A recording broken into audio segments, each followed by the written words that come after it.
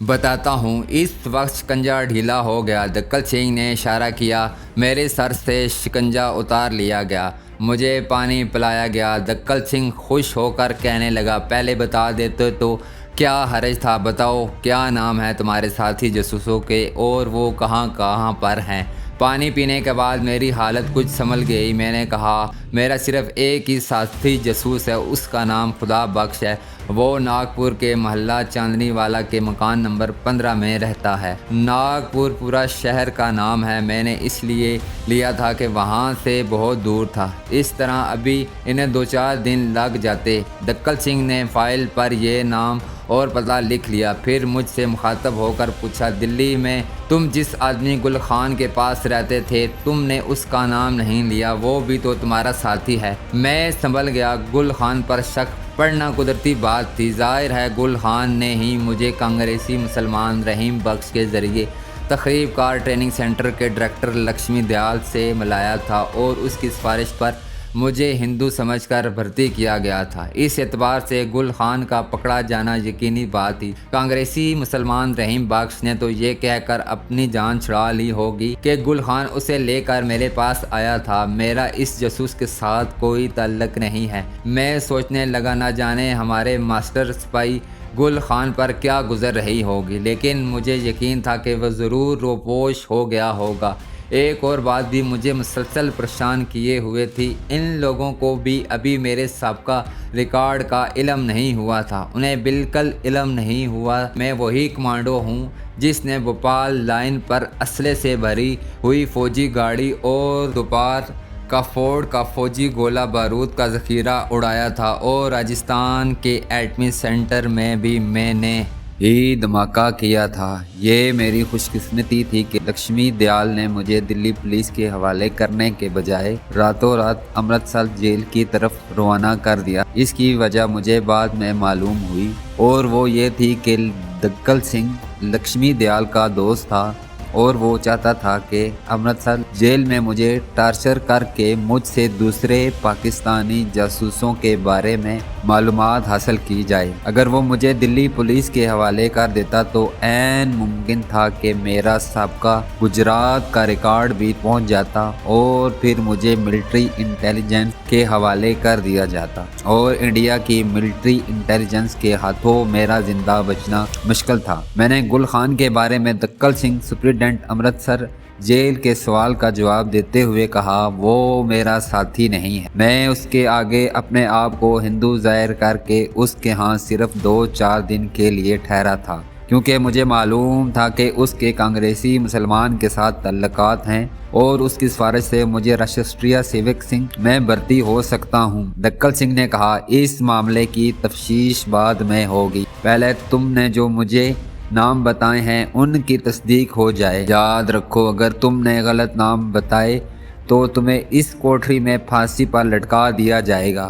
میں سر جھکا کر خاموش رہا۔ مجھے پہلی والی کوٹری میں ڈال دیا گیا۔ مجھے کھانے کے لیے روٹی دی گئی جس کے اوپر دال کا پوچا پھیر دیا گیا تھا۔ میرے ساتھ پاکستانی جاسوس قیدیوں والا بدترین سلوک ہی ہوتا رہا۔ فرق صرف اتنا پڑا تھا کہ مجھ پر تشدد نہیں کیا جاتا تھا۔ ناگپور پولیس کو ان لوگوں نے ضرور خبر کر دی ہوگی کہ اس نام کے آدمی کا فلاں محلے میں جا کر پتہ کیا جائے، اور اگر وہاں پر ہو تو اسے فوراً گرفتار کر کے امرتسر جیل روانہ کر دیا جائے۔ یہ بھی ہو سکتا تھا کہ امرتسر پولیس نے اپنی پولیس پارٹی ناگپور روانہ کر دی ہو۔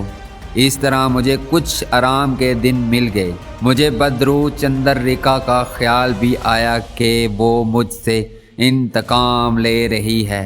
اگر میں نے اس کی بات مان لی ہوتی تو اس وقت وہ ضرور میری مدد کرتی، جس طرح کہ پہلے وہ اس قسم کے حالات میں ہمیشہ میری مدد کرتی رہی تھی۔ مگر وہ مجھے بھارت میں ہندو بن کر رہنے کے لیے کہہ رہی تھی۔ اس کی شرط یہ تھی کہ انڈین ملٹری کے اسلحہ خانوں اور گولہ بارود کے ذخیروں کو تباہ نہ کروں۔ یہ شرط میں کیسے مان سکتا تھا؟ میرا تو مشن ہی یہی تھا، اور پھر میں صرف وہ ذخیرے اڑا رہا تھا جس کا اسلحہ اور گولہ بارود کشمیر کے محاذ پر مجاہدین کے خلاف استعمال ہونا تھا۔ یہ ایک محب وطن پاکستانی اور سچے مسلمان کا فرض تھا جسے میں ادا کر رہا تھا۔ میں اپنے مشن سے ایک قدم بھی پیچھے نہیں ہٹ سکتا تھا۔ چنانچہ چندریکا کی بدرو میری دشمن ہو گئی تھی۔ مجھے مغل شہزادے کی روح کی پیش گوئی بھی یاد آ رہی تھی۔ اس نے کہا تھا کہ مجھ پر ان قریب ایک بہت بڑی آفت نازل ہونے والی ہے۔ خدا جانے شاید وہ یہی آفت تھی کہ میں بھارتی درندوں کے قابو آ گیا تھا جو میرے ساتھ جانوروں سے بھی بدتر سلوک کر رہے تھے۔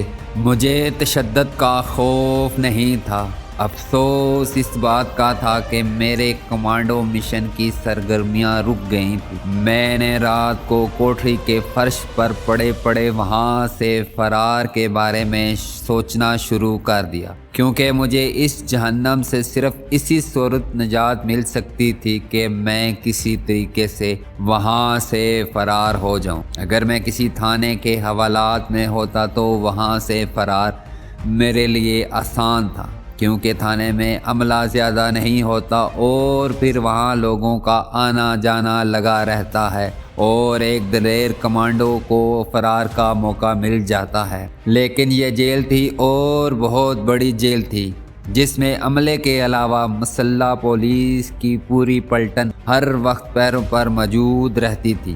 دوسرے یہ کہ جیل کی دیواروں جس نے جیل کو گھیر رکھا تھا کم از کم 4 مرد اونچی تھی۔ ایک تو وہ کوٹری تھی جس میں مجھے بند کیا ہوا تھا، اس کا دروازہ بھی سلاخوں والا تھا۔ اس کے آگے راہداری تھی، اس کا دروازہ بھی سلاخوں والا تھا۔ اس طرح سے مجھے پہلے 2 سلاخوں والے دروازے میں سے گزرنا تھا، اس کے بعد جیل کی اونچی دیوار پر چڑھنا تھا۔ جیل کے چاروں کونوں پر اونچی مچانیں بنی ہوئی تھیں جہاں بندوقیں رائفلیں لیے ہندو سکھ سپاہی دن رات پہرے پر موجود رہتے تھے۔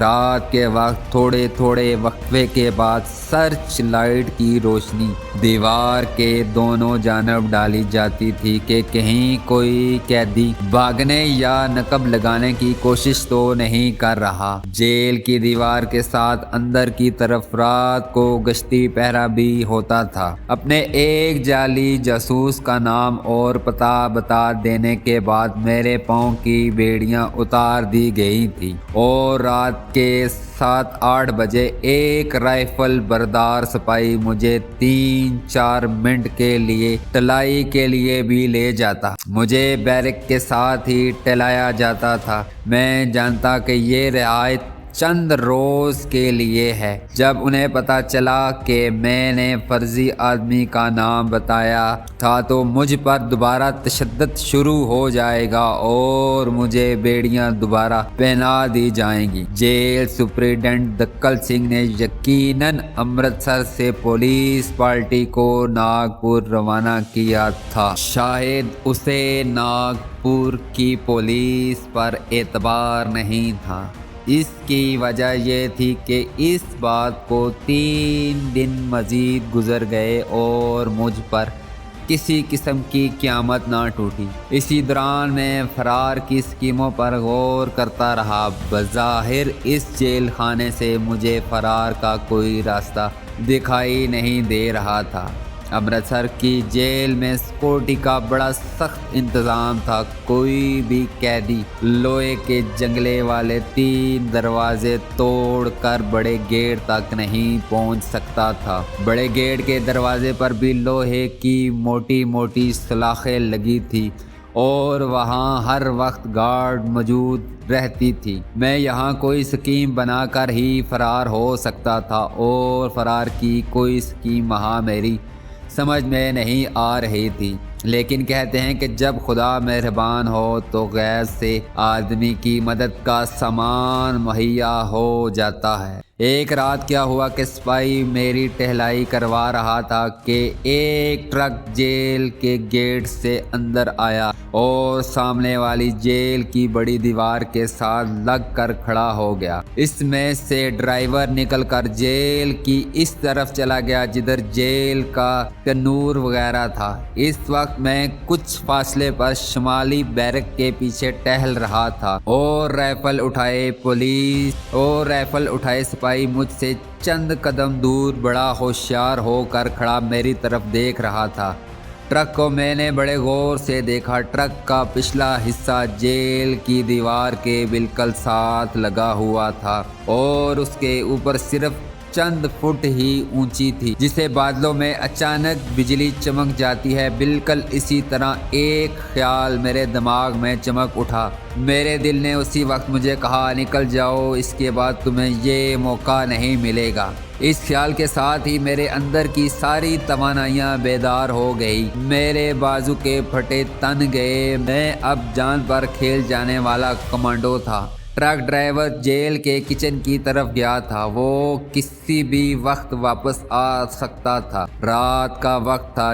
جس جگہ ٹرک کھڑا تھا وہاں تک دیوار کے اوپر جو بلب جل رہا تھا اس کی روشنی بہت کم آ رہی تھی۔ میں نے اپنے پیٹ کو دونوں ہاتھوں سے پکڑا اور ہائے کی آواز نکال کر وہیں بیٹھ گیا۔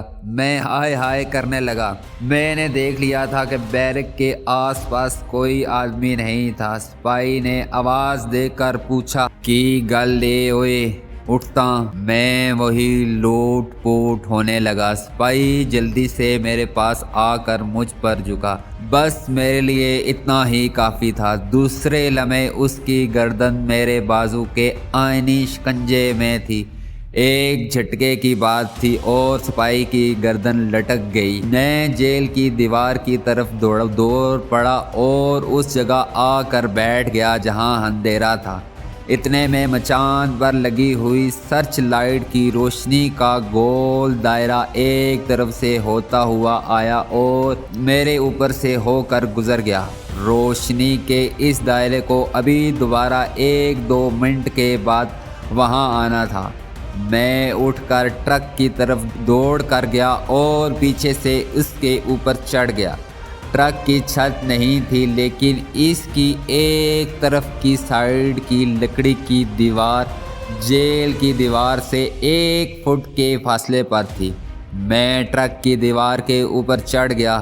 جیل کی دیوار کی منڈیر مجھے صاف نظر آ رہی تھی۔ میں نے اچھل کر منڈیر کو دونوں ہاتھوں سے پکڑا اور ایک ٹانگ کو دیوار کے اوپر کر کے دوسری ٹانگ بھی اوپر کر لی۔ منڈیر کے اوپر لیٹے لیٹے میں نے دوسری طرف دیکھا۔ نیچے اندھیرے میں مجھے جھاڑیاں سی نظر آئی۔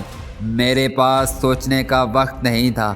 کسی بھی لمحے کچھ بھی ہو سکتا تھا۔ میں نے اللہ کا نام لیا اور اپنے آپ کو نیچے گرا دیا۔ میں جھاڑیوں میں گرا اور میرے جسم کو کانٹے سے چبھے۔ میں جلدی سے اٹھا اور دیوار سے ہٹ کر جیل کے دروازے کے مخالف سمت کو دوڑ پڑا۔ میں امرتسر کی گلیوں کوچوں اور بازاروں سے بچپن ہی سے واقف تھا، مگر جس طرف امرتسر جیل تھی اس طرف کبھی نہیں آیا تھا۔ آپ سن چکے ہیں کہ ہمارا گاؤں مجیٹ تھا اور امرتسر کے قریب ہی واقع ہے، اور میں بچپن میں اپنے باپ کے ساتھ اور اپنے گاؤں کے اسکول کے لڑکوں کے ساتھ اکثر امرتسر آیا کرتا تھا۔ میں ابھی 6 سال کا ہی تھا کہ پاکستان بن گیا اور ہم مجیٹ سے ہجرت کر کے پاکستان آ گئے۔ مجیٹ اور امرتسر اسٹیشن کے درمیان کھیتوں میں ہم پر سکھوں کے جتھے نے حملہ کر دیا اور میری بہن شہید ہو گئی۔ شہر کے بازاروں سے میں واقف تھا لیکن کمپنی باغ سے آگے میں کبھی نہیں گیا تھا، اور امرتسر جیل خانہ کمپنی باغ کے شمال میں جہاں بجلی گھر تھا اس کے آگے جا کر آتا تھا۔ یہ سب کچھ اتنی جلدی اور آنن فانن ہو گیا تھا کہ مجھے ابھی تک یقین نہیں آ رہا تھا کہ میں جیل کے دوزخ سے فرار ہونے میں کامیاب ہو گیا ہوں۔ ایسے لگ رہا تھا جیسے قدرت نے سارا انتظام پہلے سے ہی کر رکھا تھا۔ میں سڑک پر آ گیا۔ اب میں دوڑ نہیں رہا تھا، لیکن قدرتی طور پر میرے قدم تیز تیز اٹھ رہے تھے۔ رات کا اندھیرا چاروں طرف تھا۔ کہیں کہیں سڑک پر بجلی کے کھمبے پر